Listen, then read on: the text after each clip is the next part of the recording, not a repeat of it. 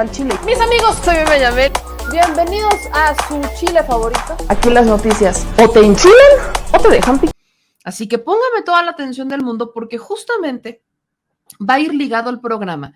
Y voy a seguir repitiendo el audio de Alejandro Bueno Cárdenas más adelante porque, de hecho, ya se llegó al siguiente paso. Leía un comentario que me decían, Meme, pero es que Laida Sansores ya no tiene que estar publicando esos audios porque está quitándole peso a las denuncias. Alto ahí, párenme tantito, aguántenme las carnitas. ¿Por qué? Laida Sansores hizo un anuncio terminando esta entrevista o esta plática con Genaro Villamil, y ahorita le voy a platicar de qué se trata, pero es sobre una denuncia que ella va a interponer en contra de Alejandro Bueno Cárdenas y otros personajes políticos en materia penal. Y dos, formalmente el fiscal del estado de Campeche ya solicitó que se le quite la inmunidad procesal a Alejandro Bueno Cárdenas, o sea, el famoso desafuero. Ya fue presentado oficialmente el día de hoy. Pero para que usted y yo podamos entender más allá el papel ahora, no de la gobernadora y no de Alejandro Bueno Cárdenas, sino del árbitro electoral.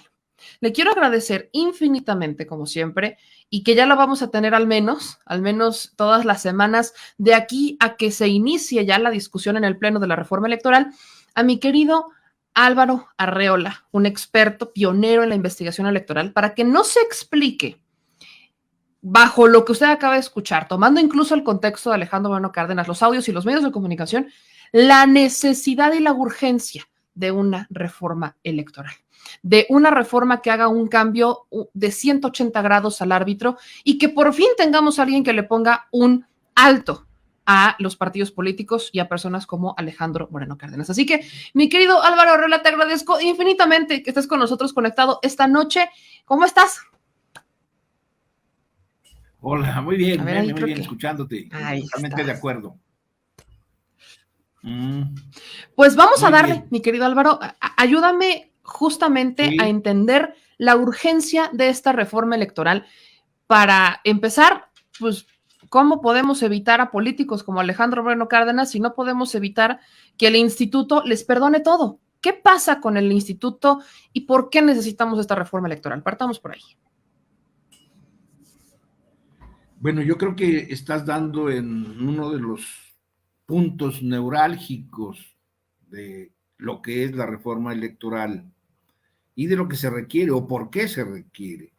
Yo creo que al escuchar durante varios martes la exposición de audios en donde el gobernador de Campeche, uno tras otro, han sido elementos que obviamente caen en lo que tú mencionabas, delitos electorales, y la autoridad no hace nada.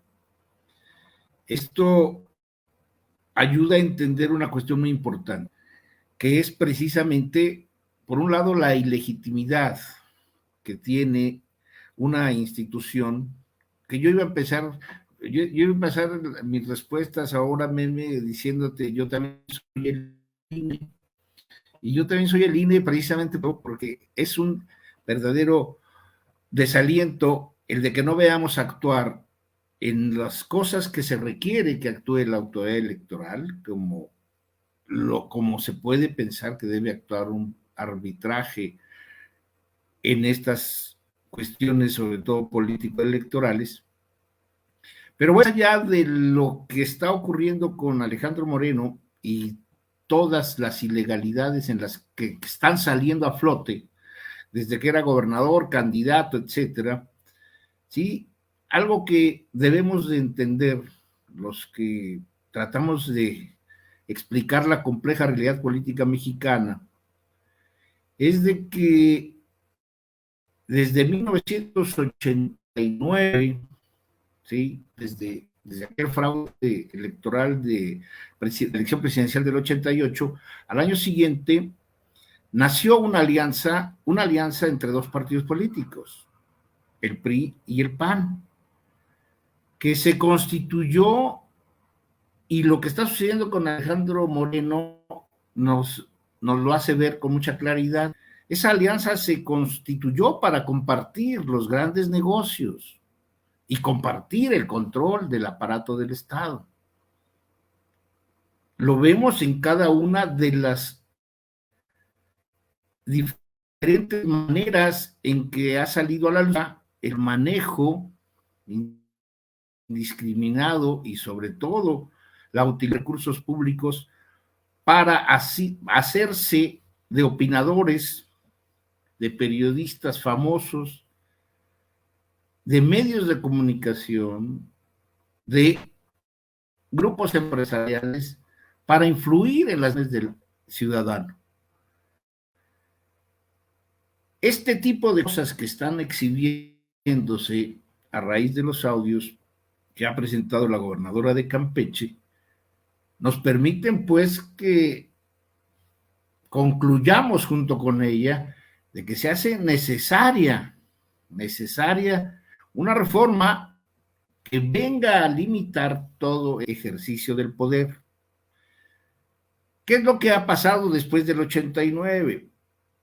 Todos sabemos, los escuchas saben que se dio una alternancia del poder en 2000, en 2006, 2012, ¿sí? Entre PRI y PAN se alternaron la presidencia de la República, pero dejaron algo que no quieren aceptar.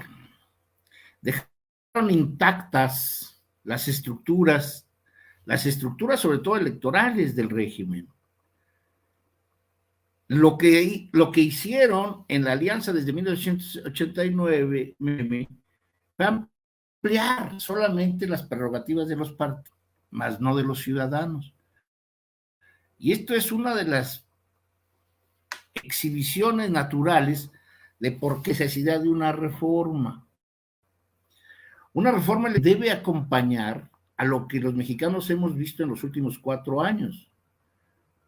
Una transformación sólida en el terreno económico, en el terreno social y en el terreno político. Hacen falta depurar los mecanismos, sobre todo mecanismos que pueden resumir fácilmente en lo que se conocería como condiciones de la competencia. Las condiciones de la competencia siguen siendo, ¿sí?, desfavorables para muchos que queremos participar sin problema, sin condición, sin etiquetas, etcétera, etcétera. Entonces, de ahí pues que tenemos que impulsar razonablemente, racionalmente y estar atentos a lo que debe hacerse en las próximas semanas y sobre todo exigir y estar presionando al Poder Legislativo para que, al igual que se está transformando el país en muchos escenarios, vaya paralelamente transformándose y lo que yo he mencionado en otras ocasiones, se vaya modernizando la vida política del país de mejor manera. Mira, por ejemplo, hay 3 cosas que el régimen actual ya reformó, ya presentó y ya los mexicanos conocemos de ellas. Por ejemplo, la Ley Federal de Revocación de Mandato, ¿sí?, que inaugura un mecanismo muy importante para que la participación de los mexicanos se amplíe. La reforma que Andrés Manuel López Obrador hizo del artículo 108 constitucional para hacer responsable por delitos electorales al presidente de la República. Y obviamente una tercera, que fue la iniciativa que presentó el 28 de abril para una reforma electoral integral, ¿no? Yo creo que estas son los antecedentes de la Ley Federal de Revocación de Mandato, como la reforma al 108 constitucional, deben ser acompañados de una reforma electoral que tenga que organizar órganos y procedimientos electorales, representación en los congresos, el tema de los partidos políticos, que es fundamental, como las condiciones de la competencia. Y obviamente un quinto,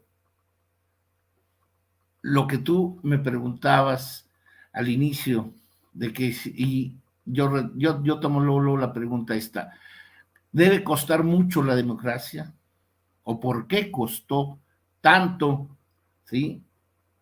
Que, por ejemplo, para que la opinión pública tenga una referencia, simplemente el año pasado llegaba a 5,000 millones de pesos el presupuesto de gastos ordinarios. Para este próximo año, el Instituto Nacional Electoral nos está diciendo que ya debe de gastarse 6,000 millones, cuando es un año, el próximo año, perdón, este año es de 5,000 y el próximo está presupuestando 1,000 millones de pesos más para gastos ordinarios de los partidos.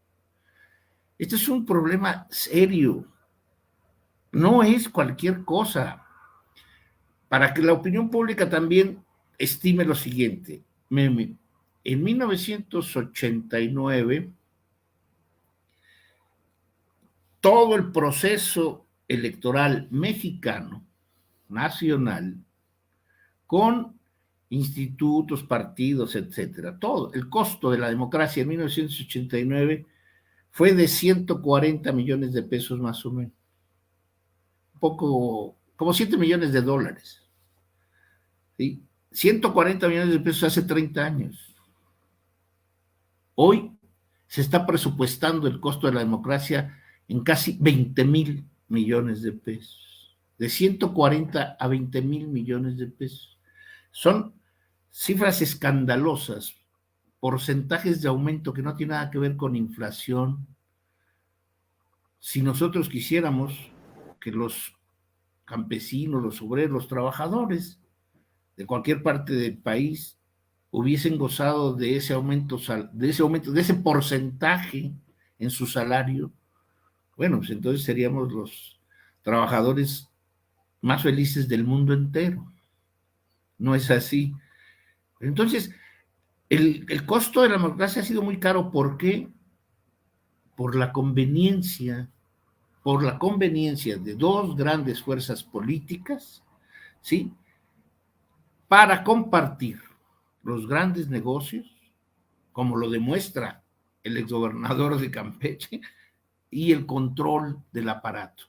Y por eso, pues, encontramos hoy foros en donde la mayoría de los ponentes, que son burócratas de los institutos electorales o asesores de los partidos, simple y sencillamente están presentando a la reforma electoral, bueno, que finalmente ni están tocando la reforma electoral, pero están presentando un modelo de discusión en donde se acepta o se ridiculiza con una falta de rigor científico. Por ejemplo, he escuchado que se debe rechazar la propuesta de Andrés Manuel López Obrador porque acabaría con todo el modelo democrático de este país.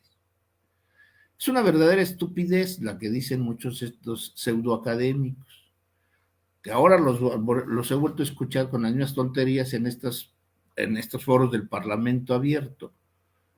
Yo creo que no, yo creo que el escenario que se requiere es discutir la reforma más acabada, que es la que presentó el 28 de abril el Ejecutivo Federal, ¿sí?, porque las cuestiones técnicas, personales, jurídicas, que tienen que ver con voto electrónico, acceso a medios, etcétera, etcétera, son muy simples. La verdadera discusión tiene que ver con la representación en los congresos, darle un nuevo papel al Poder Legislativo, cosa que después comentaremos, si quieres, con mucho más precisión, un nuevo impulso a los partidos políticos, que hoy son cascaritas en el mar, ¿sí?, pero sobre todo procedimientos electorales que no se modifican en nuestro país desde hace muchos años. Mi querido Álvaro, permíteme que te haga estas preguntas porque, vaya, con todo esto que nos acabas de hecho de explicar, estamos entonces frente a un mundo político con doble moral, Te lo pregunto porque por un lado vemos que el árbitro electoral dice no y todos están espantadísimos por el tema de los gastos, pero por otro lado no dicen nada cuando les toca aprobar o rechazar propuestas en el Congreso. ¿A qué voy? Por ejemplo, el árbitro electoral dice no, es que no pueden incrementar este presupuesto y es que tienen que ser como muy con el tema de la fiscalización. Pero, por ejemplo, pasa de largo y hemos visto yo, y preguntaría bajo tu experiencia, si tú sabes si hubo algún tipo de sanción del Pemex Gate, si hubo algún tipo de sanción de Odebrecht, si hubo algún tipo de sanción de cualquier otro fraude electoral antes de estos tiempos, porque yo los veo muy preocupados por el tema del gasto, pero cuando se trata de ahora sí hacerla efectiva y de investigar y de sancionar, no veo sanciones. Vaya, el ejemplo de Nuevo León, ¿no? Impone una sanción, una multa a Samuel García por el tema de la triangulación y el tema de las personas, o sea, del recurso que llegó a través de personas morales, pero que no sabía, etcétera, de 400,000 pesos. Al partido le imponen una multa de como 1,000,000 y cacho, y a él de 400,000 pesos. Y luego el tribunal se la quita. Entonces, yo sí te pregunto si estamos ante una situación de doble moral, porque están pidiendo dinero y pidiendo dinero y pidiendo dinero y pidiendo dinero. Y por otro lado, simplemente no veo que realmente se preocupen por controlar el dinero de los partidos políticos. Hasta pareciera, o al menos a mí me dan a entender, que existe esta complicidad para que todos estén sacando dinero, sacando dinero, sacando dinero, como si así se fuera a garantizar un buen gobierno. Bueno, en primer lugar hay que recordar que el Consejo General del Instituto Nacional Electoral ha sido designado por los mismos partidos que hoy están en el escenario. Al menos 7, 8 de ellos tienen la etiqueta de ser defensores del partido político que los puso. Eso es por un lado. Por otro, el Consejo General, y más que el Consejo General, algunos de los que están allí y otros de los que ya salieron, ¿sí?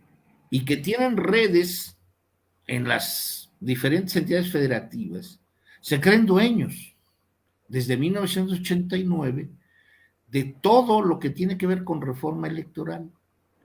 Estoy hablando de académicos de la Facultad de Ciencias Políticas, ¿no? En donde yo imparto clase, del Instituto de Investigaciones Jurídicas, de ex consejeros presidentes del Instituto Federal Electoral y del Instituto Nacional Electoral, ¿no? O sea, gente que siente que solo ellos son los expertos para poder decir cuándo y en qué momento debe haber una reforma, porque es su producto, es su creación. Son académicos que fueron utilizados desde 1989 por esta alianza PRI-PAN, corruptos, a los cuales se les dieron muchos incentivos, se les publicaron libros, ¿no? Es una de las cosas más interesantes y simpáticas que yo he escuchado es, por ejemplo, cuando Lorenzo Córdoba dice que tiene 20 años o más como académico. Cuando digo cualquiera que conozca su currículum podrá ver que tiene 20 y tantos años, pero como funcionario público. Es decir, se desdeña a sí mismo como funcionario, ¿no? Se quiere cubrir de un manto que no le pertenece. La carrera académica no se puede lograr solo porque los amigos del Tribunal Electoral o de los institutos me publiquen. Este es un problema muy serio. Entonces, ¿qué es lo que tenemos? Pues una serie de comportamientos que están alejados, ¿no? Del buen arbitraje, de un de un modelo de arbitraje que no funciona porque las reglas no están hechas precisamente para sancionar, meme.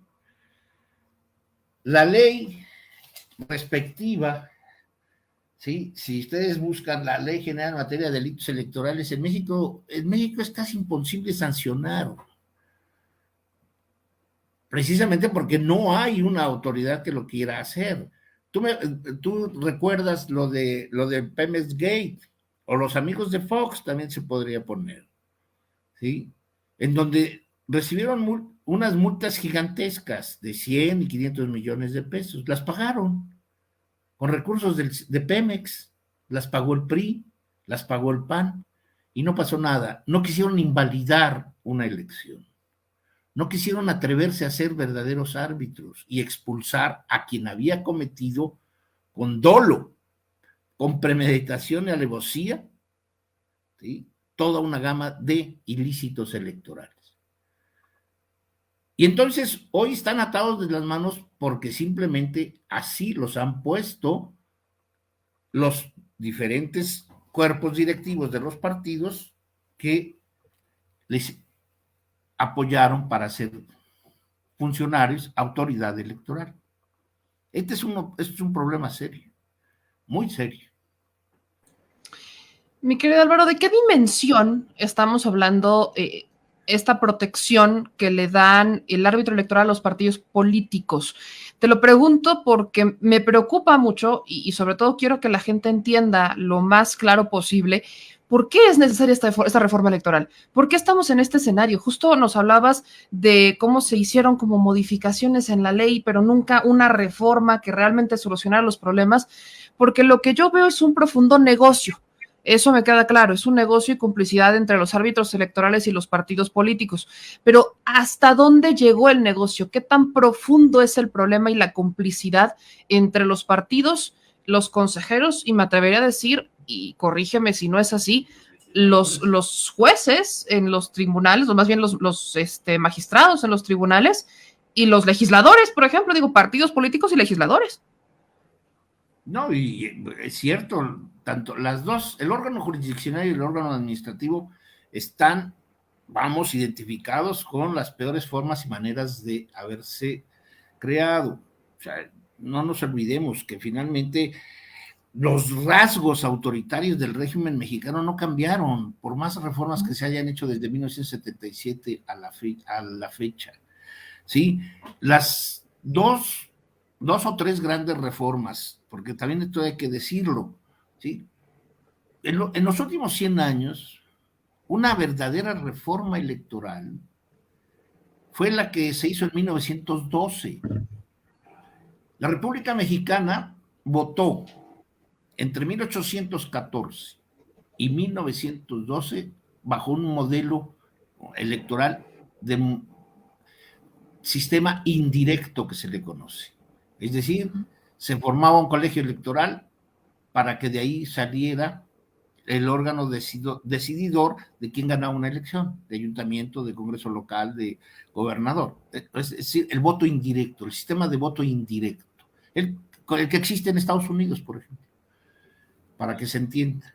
Esto sucedió hasta 1912, que propuso, ¿no?, el presidente Francisco I. Madero modificar este sistema por el voto directo, es decir, un ciudadano, un voto, y así contábanse los votos como hasta la fecha. De 1912 a la fecha, en México tiene un sistema de voto directo. No hay intermediarios para nombrar nuestros representantes. De 1918, que aparece la primera reforma electoral, hasta 1977 no hay grandes cambios. Lo único interesante ahí es de que entre 1918 y 1977, ¿sí?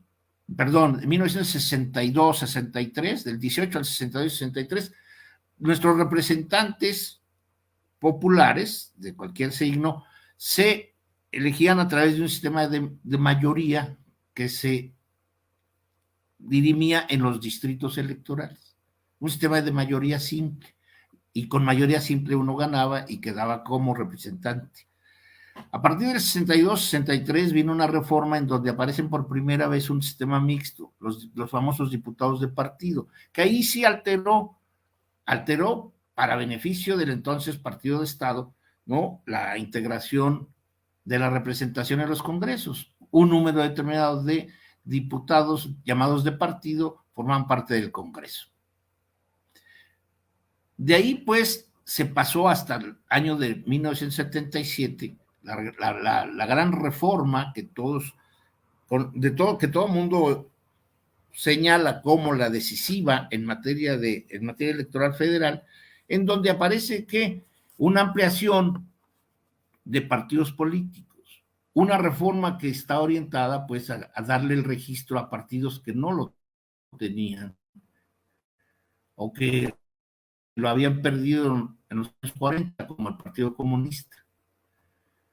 Y agregó algo muy importante, la de 1977, y yo creo que esta es una de las cuestiones que tenemos que recordar siempre. Los partidos políticos por primera vez se consideraron partidos, entidades de interés público, y como entidades de interés público, el Estado tenía la obligación de apoyarles en su ejercicio. Un apoyo que se reflejó sobre todo en gastos telegráficos, gastos de correo. Y de ahí en adelante, de 1977 en adelante, lo que tuvimos fue un escenario muy desigual en cuanto a la lucha partidista y de competencia. No fue sino hasta 1988, con las elecciones que llevaron a Salinas al poder, cuando la oposición, ¿sí?, en conjunto, solicitó, requirió e impulsó un proyecto que no podemos estar en desacuerdo, como un modelo original, que fue solicitar más recursos. Las campañas, digo, todo el proceso electoral mexicano era inequitativo, era fraudulento en primer lugar, pero era muy inequitativo. Particularmente, ¿en qué año se convirtió en un negocio la democracia? Digo, perdón que te interrumpa, pero ¿en qué año fue? Mira, yo creo que fue precisamente con las reformas del 89, 90, pero no creo que alguien me pueda refutar, pero fue en 1994-96. Okay. El asesinato de Colosio obligó al Estado, obligó al poder político a modificar la integración del Consejo General. Es decir, la ilegitimidad iba a ser terrible si llegaba alguien con un órgano o con un organismo administrativo que organizaba elecciones descalificado como era el del 90 a 94, ¿sí? Porque el INFE, recuerda que nació en 1990. En 1994, después del asesinato de Colosio, ¿sí?, que sucede en marzo del 94, para mayo, junio del 94, se integra, ¿sí?, el Consejo General. Todavía en el Instituto Federal estaba manejado por la Secretaría de Gobernación, pero se integran a él los consejeros ciudadanos, los primeros consejeros ciudadanos de corte autónomo. Ahora, Carpizo, que entonces secretario de Gobernación, y los consejeros, junto con los partidos, junto con el PAN, que ya desde 1989 venía exigiéndole a Salinas, ¿sí?, y posteriormente, quien dobló más las manos fue Zedillo, el Partido Acción Nacional pedía cada vez más su intervención en la organización electoral. ¿Sí? Varios de sus miembros más sólidos, intelectualmente hablando, ¿sí?, se fueron y pasaron a formar parte del funcionariato del Instituto Federal Electoral entre el 94, perdón, desde el 91, 92, pero ya 94, con la nueva integración y con la apuesta, ¿sí?, de Carpizo a que se abriera una reforma y la presión del PAN y de PRD, ¿sí?, en este caso una figura central va a ser, sobre todo están vivos todavía, lo podrían todavía aclarar mejor, Diego Fernández de Ceballos y Porfirio Muñoz Ledo, que acuerdan para que la equidad sea presente en la elección mexicana, ¿sí? Recuerda, hay que recordar una cosa, Meme. Ernesto Zedillo Ponce de León gana las elecciones del 94, pero reconoce, una vez que toma posesión, que las había ganado en un sistema inequitativo, en 94. Ese vocablo fue contundente para entender la corruptela de todo lo que sucedió. ¿Por qué? Porque los partidos y los dirigentes de esos partidos apostaron a apostaron a topes exageradísimos de financiamiento. Si el financiamiento público le pertenecía al Estado y el Estado tenía un partido político, el PRI, bueno, los otros querían también algo del pastel. Nada más que ese pastel acordaron, y Zedillo cedió, que fuese lo más alto posible, el piso más alto, ¿sí? Y entonces el financiamiento público se fijó alrededor, ¿sí?, de lo que primero se llamaban, se fijó a través de una campaña de diputado, una campaña de senador, se medían, etcétera, etcétera. Bueno, desde ahí empezaron, pero los topes de gastos de campaña se fijaron hasta lo más alto. Topes que ya se ha dicho en muchos lados, topes que eran más altos que cualquier elección europea o norteamericana. Obviamente. ¿Y eso de dónde salió? ¿Solo fue como un negocio del PAN? O sea, bueno, negocio de los políticos de la época de decirlo. No, se partió de una realidad inobjetable. Los partidos como Acción Nacional o como Partido de la Revolución Democrática, que eran los más sólidos en 1994, ¿sí?, tenían recursos mínimos. Bueno, una de las crisis más importantes para entender la historia del Partido de Acción Nacional fue que precisamente nunca sus héroes, sus paladines, sus profesionales del partido nunca aceptaron financiamiento público. El Partido de Acción Nacional siempre buscó que fuesen sus militantes y simpatizantes los que lo vistieran, ¿sí? Y claro, pues obviamente los recursos eran escasos, y como el PAN tampoco le garantizaba a la clase empresarial, porque la clase empresarial, el poder económico, estaba en alianza con el PRI, con el gobierno priista, pues entonces no recrean de un partido político contrario.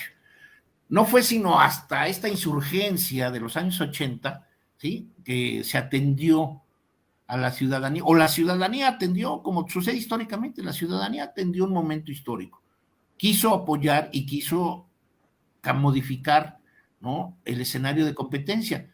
Recordemos que en Oaxaca, en los años 80, gana la izquierda, y la derecha empieza a ganar sobre todo en el estado de Yucatán, Sonora y Nuevo León, y Chihuahua, empiezan los bastiones panistas.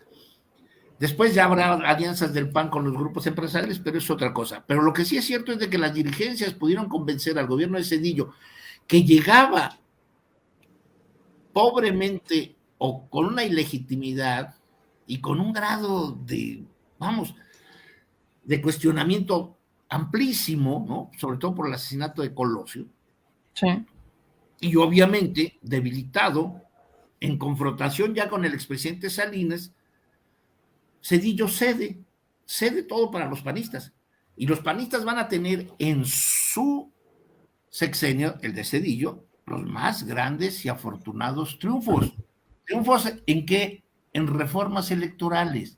Por ejemplo, Zedillo impulsa la transformación del Poder Judicial que beneficia a que los magistrados y los titulares del Poder Judicial sean panistas, abogados panistas, porque esa era su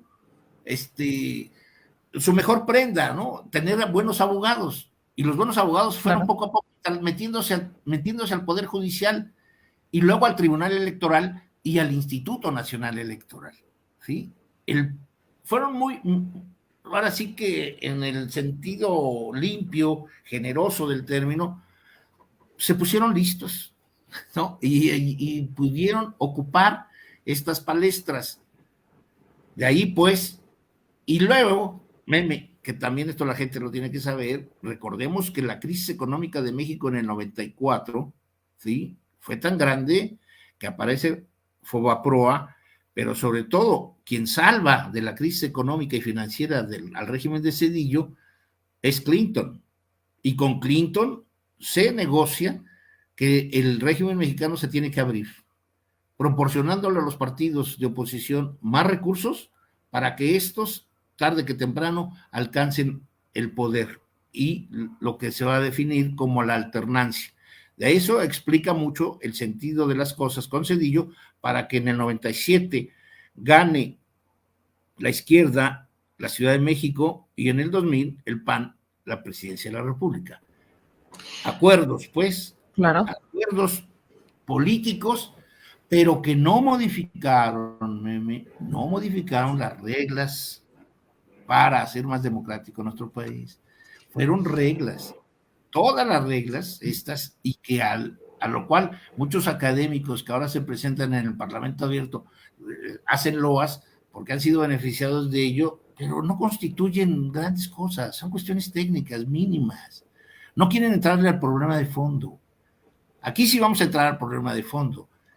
Sí, en este programa yo creo que lo que tenemos que hacer es precisamente valorar cuáles son las nuevas reglas que tenemos que aceptar para un régimen, sobre todo no estoy pensando en el presidente López Obrador, estoy pensando en un país que se moderniza en muchos de los sentidos, ¿sí? Y lo está haciendo de manera correcta. Y entonces creo que tenemos que apurarnos para entender que disminuir los costos de la democracia se puede hacer. Se puede hacer. Si hace 30 años costaba 100 millones de pesos las elecciones y los partidos, no podemos aceptar que hoy cuesten 20,000 millones. No, es un insulto, insisto, es un insulto, y hacer este recordatorio, ¿no? Que la gente tenga este contexto. Hay personas que lo saben, hay personas que se acuerdan perfectamente, sí. Pero, por ejemplo, para mi generación no. A mi generación no nos tocó que nos enseñaran esto, a menos que te especializaras en materia electoral o que lo vivieras, es como que ya tienes la información. Pero hay un desconocimiento de cómo estábamos, cuál fue este camino, porque, por ejemplo, si hablamos de los panistas que dentro de las presidencias de sus partidos estuvieron involucrados en la época, hablamos del 93 al 96 de Castillo Peraza, del 96 al 99 Calderón, del 99 al 2005 Luis Felipe Bravo Mena. Y por parte del PRI, en el 94 teníamos a Pichardo Pagaza, en el 94 al 95 estaba María de los Ángeles Moreno, ¿no? Que pocos lo ubican a ella dentro del PRI, del 95 al 96 a Santiago Olarte, y vienen todos estos priistas. Exacto, vienen todos estos priistas, vienen todos estos panistas utilizando al árbitro electoral como una fuente inagotable de recursos, no para democratizar al país, sino para hacerse más ricos, sino para realmente hacer un negocio. Y por esto yo te pregunto, y justo me gusta mucho cuando dices, en un país que está en miras de transformación, hablar de una democracia que sea accesible, que no tiene que ser costosa, también me lleva a hacerte esta pregunta que creo es la más importante para todos. ¿Es viable la aprobación de esta reforma electoral? Y te lo pregunto desde la perspectiva de un experto electoral que lo ha investigado muy bien y que conoce cómo se mueven los partidos políticos. Porque vemos por parte del PRI, del PAN y del PRD un berrinche llamado moratoria constitucional. Y vemos por parte de Movimiento Ciudadano un silencio que a veces defiende al INE, pero que se ha mantenido un poco más callado. Y vemos a un Morena PT Verde, sobre todo Morena y PT, impulsar una reforma electoral. Pero es una reforma constitucional que con el berrinche del PRI parece que no va a salir. Con el berrinche de los partidos pareciera que no va a salir. ¿Qué opinas sobre el futuro de esta reforma electoral? Y si no es ahora, ¿cuál canción de Timbiriche será mañana? No, mira, yo creo que es como todas las reformas, se tiene que madurar, o sea, a diferencia de las anteriores, que han sido sobre todo reformas muy elaboradas en la oscuridad de la política, no sabemos, no hay testigos, no hay testimonios que nos digan cómo se elaboró la del 94, cómo se hizo esa negociación para que los partidos alcanzaran financiamientos gigantescos, ¿sí? Lo vemos plasmado en la ley, pero no sabemos cómo fue la discusión interna. Ni Muñoz Ledo nos lo ha querido contar bien a bien, ¿no? Carpizo ya está muerto y los panistas siempre se callan. En este caso, pues, tampoco sabemos las del 2007 o 2014, ¿sí? Por más generosa que sea la de 2014, por ejemplo, en cuanto al género, o la de 2007 en cuanto a los medios, como vimos por las intervenciones de Alito y la relación con los medios, vemos que la de 2007 también es igualmente un fracaso. Entonces, sí es cierto que la propuesta que hace López Obrador es para hacer una reforma constitucional. Sí es cierto, tienes muchísima razón de que hay una moratoria constitucional representada por 3 fuerzas políticas minoritarias, pero que están aliadas para entorpecer todo. Uh-huh. Entonces, yo creo que hay una propuesta indicativa, ¿sí? Esta propuesta indicativa es la más completa y moderna que se conozca en los últimos 30 años. La más moderna, a pesar de que Goldenberg diga que es la más horrorosa. No, es lo contrario. ¿No? Sí. Un personaje porque no la propuso o porque no le dieron participar. Entonces, esta es propuesta indicativa, muy fuerte, muy sólida. ¿Dónde se puede ganar? A lo mejor en la reforma constitucional, estoy de acuerdo contigo, va a ser muy difícil y se tendría que tener mucha fuerza de diálogo en las próximas semanas para que se pudiera hacer cuando menos una sola cosa de reforma constitucional. Vamos, no creo que se tenga que aprobar toda. Vamos, nadie gana todo, ni pierde todo. En la política así es. Entonces yo creo que la reducción a los gastos de los partidos me parece que sí va a ser aceptada y se convertirá en reforma constitucional. No así la integración del INE y desaparición de las OPLES. Me parece que es un tema que no convence mucho, sobre todo, ¿sabes qué? A los gobernadores, de cualquier signo. A mí me parece que por ahí puede haber una salida, no una salida mediana o mediocre en cuanto a vamos a darles algo para que no se enojen. No, yo creo que hay algo que puede ser muy bien discutido. Un organismo electoral federal reducido a ser solamente casi testigo presencial de los organismos electorales de los estados de la República que organizan elecciones locales y federales.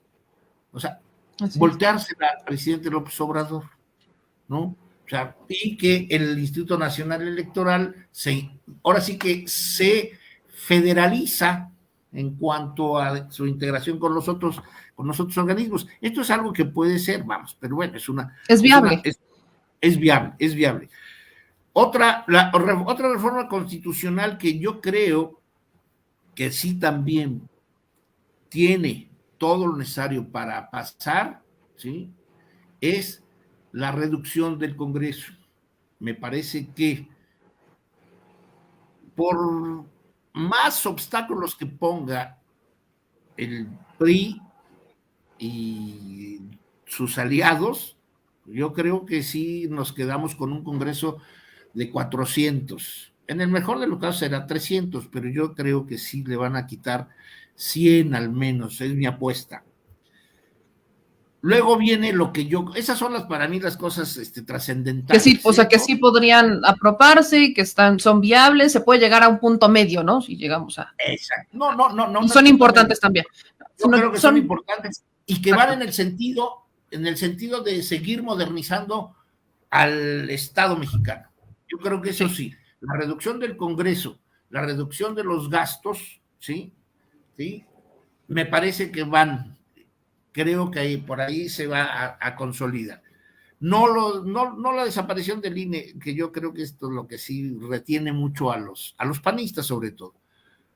Pero me parece que es muy apetecible para el PAN, por ejemplo, que los partidos políticos tengan más obstáculos para seguir gozando de las prerrogativas y riqueza de la sociedad mexicana. Yo creo que por ahí también el PAN puede apoyar la reducción de la reducción de financiamiento a los partidos y tal vez la posibilidad, yo no lo veo tan raro, ¿no? De que no está en la propuesta de López Obrador, pero yo creo que va a salir, aumentar, ¿no? El porcentaje de votación para que un partido político no pierda su registro. Ahora es del 3%. Para no perder tu registro como partido político nacional, debes alcanzar al menos el 3% de la votación emitida. ¿Sí? Yo creo que van por el 5% Movimiento Ciudadano como el Partido de Acción Nacional y en eso hasta el PRI. ¿sí? Yo creo que PT, Partido Verde, Nueva Alianza, en fin, no van a querer. Los partidos regionales no creo que se opongan, porque es una de las cosas modernas que vamos a ver cómo se van a ir afianzando poco a poco. Si pasa el sistema de competencia y de representación, vamos a ver partidos regionales muy fuertes, muy sólidos. Pero entonces ahí viene ya lo otro, Meme, que me parece muy interesante, vamos, no creo que sea malo que se reforme la ley electoral. O sea, la ley electoral sí se puede hacer porque se tiene mayoría relativa. Las leyes se pueden reformar en aquello que no tenga que ver con una reforma constitucional. Pero hay muchas cosas, simplemente etiquetar los gastos de los partidos sería una revolución. Digo, y estas son ¿Eso les podría cortar el negocio? O sea, ¿ese etiquetado podría ponerle quizás un freno al negocio? Claro. Y eso se puede hacer con una ley secundaria. Y eso se puede hacer con la ley secundaria, por ejemplo, ¿no? O en la misma ley secundaria, sí, abonar para que los integrantes, los 4 nuevos integrantes en abril tengan otra forma, otro matiz, otro modelo. Los 4 consejeros electorales que van a cambiar, porque recuerda que en el INE el Consejo General cambia 4, van a llegar en abril 4. Bueno, pero de aquí, ¿cuántos meses tiene el Congreso para hacer una reforma? Una mínima reforma constitucional y una de gran calado de legislación secundaria de aquí a mayo de 2023. Hasta allí. Okay. Eso es importante. Y sería aplicable para la elección federal de 2024. Exacto. Lo único que se puede hacer antes del 24 es 3 meses antes de que inicie el proceso, ¿sí? Se tiene que tener una reforma y esta tendría que estar terminada en los próximos 9 meses. O sea, con todo y la ley, o sea, vaya, sus leyes complementarias, etcétera, etcétera, etcétera. O sea, ley secundaria y lo que derive. Y lo que derive. Se tienen 9 meses. Y la legislatura tiene 2 periodos para poder hacerlo. Pero además, algo más importante, puede haber un periodo extraordinario. Si hay voluntad política, y yo creo que de lo que se trata es de convencer de que México debe modernizarse, ¿sí? No estar atado a estos pequeños negocitos, pinchones, ¿no? De que, ay, yo tengo dinero y me puedo comprar una camionetota, como anda Zambrano ahí con sus camionetas, etcétera.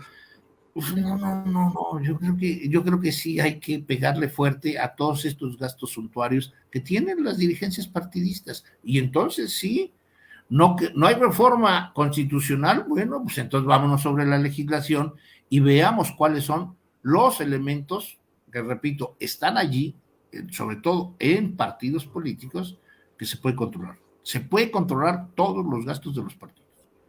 No es para los gastos ordinarios y los gastos de campaña, no son para que te los gastes indiscriminadamente nada más porque yo tengo 300 candidatos. No. No, o sea, tendría que estar etiquetados y ahí, por ejemplo, entrarían los medios de comunicación. O sea, claro. de por sí existen ciertas limitaciones, pero no son claras. En la ley no hay como una claridad en cuanto al tema de los medios de comunicación. Hay varias ambigüedades que se pueden meter ahí. O sea, hay espacios abiertos, a eso me refiero.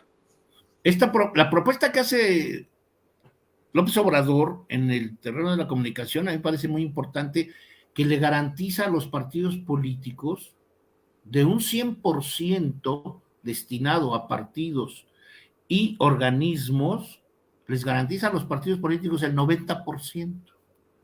Esta es la propuesta. O sea, esto es maravilloso para quien no quiere hacer ya campañas en las calles. Se le está poniendo en bandeja de plata, pues hacerlo en medios de los que tú quieras. Ahí está la televisión y te estamos dando 30 minutos para que hagas programas de mínimo 3 minutos, o sea, ya no los spots. No. Señores, ¿quieren ser partidos políticos? Pues presenten programas, presenten doctrinas, presenten ideas, ¿no? Los partidos de oposición y las reformas que se están discutiendo en el Parlamento de muchas gentes que después podemos discutir, sí. ¿Dónde están orientadas? Están discutiendo lo del voto electrónico. la tontería de que se debe legislar sobre los recursos ilícitos que las organizaciones criminales apuestan en las campañas. Eso ya está, eso ya existe, vamos. No hay nada nuevo. O la vicepresidencia, ¿no? O la segunda vuelta. O la segunda vuelta, que también es una tontería, o las coaliciones sí, para gobernar, ¿no? Que finalmente se acepte que una coalición puede ser el grupo gobernante.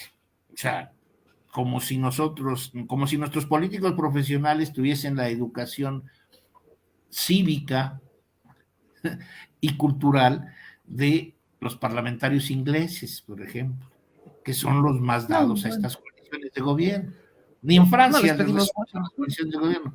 Ahora, nuestros políticos, nuestros alitos, nuestros Marcos Zambranos, Cortés, Marcos Cortés, ya andan en divorcio.